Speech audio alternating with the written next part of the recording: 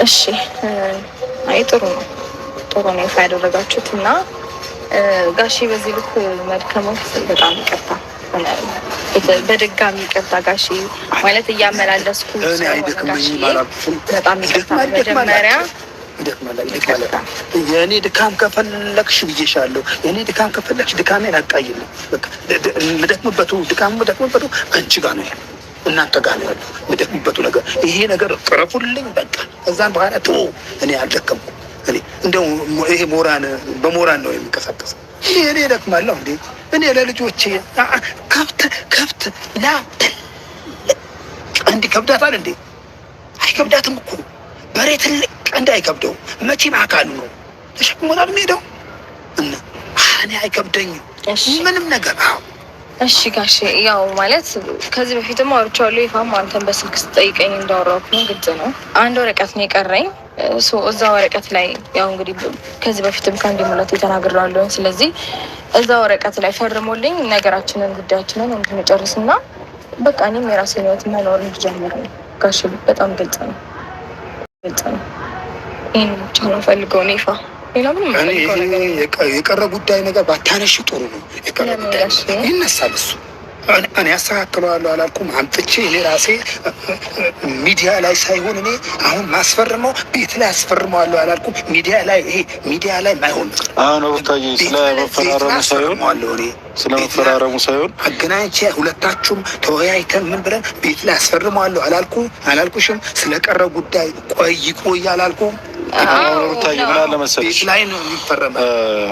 ሩትዬ ትንሽ ሚዲያ ላይ አይደለም ጋሽ። አይ ነው ማለት ችግር የለም ቤት ውስጥ ምናምን ሚዲያ ላይ መሆኑ ሳይሆን እኔ በቃ መፈረሙና መፈረሙ ከዛ ውጪ ከዛ ደግሞ ወደ ሄደው አካል ሄዶ ነገሩ ይጸድቃል እኮ እንድትነግረኝ የምፈልገው ነገር አለ።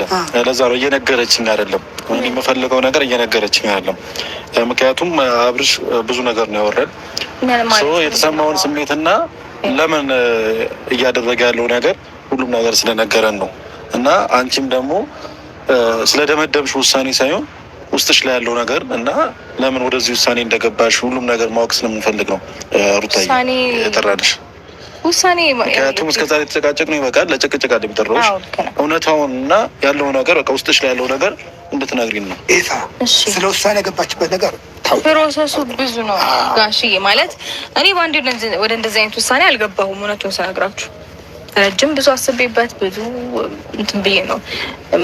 በፍጹም እኔ እስከዛሬ ድረስ አላየሁም። ሴት ልጅ ትዳሯን ማፍረስ አትፈልግም ብዙ ጊዜ። ምክንያቱም ምን አለ ከትዳር በኋላ ማለት ምንም የለም እኮ አትፈልግም። ግን ደግሞ አስገዳጅ ነገር ሲኖርባት ወይም ደግሞ የምታየው ነገር ካላስደስታት የራሷን ህይወት ለማስቀጠል ስትል ለልጇም ለቀሪውም ነገሯም ለቤተሰቧ መኖር መሆን ካለበት ይሆናል።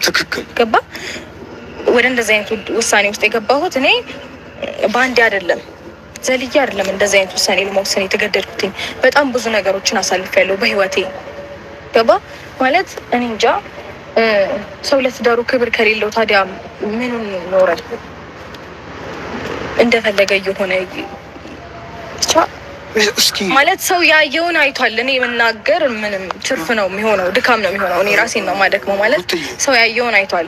ጋሺ እርሱ ፊት ለፊት ሆኜ እንዲህ በመናገር በጣም ትልቅ ይቅርታ አድርግልኝ። ግን በቃ ተገቢ ነገሮች እስከዛሬ ድረስ ሲፈጠሩ ሲደረጉ አልቆየም። ስለዚህ እኔ እና እሱ መካከል ያለው ነገር ማብቃት ነው ያለበት። ትክክለኛ ውሳኔም ይሄ ነው ያለበት። ካልገባው ማለት ካልገባው ህፃንነት ከወሰደው ልጅነት ካልጨረሰስ ምን ታደርጊዋለሽ?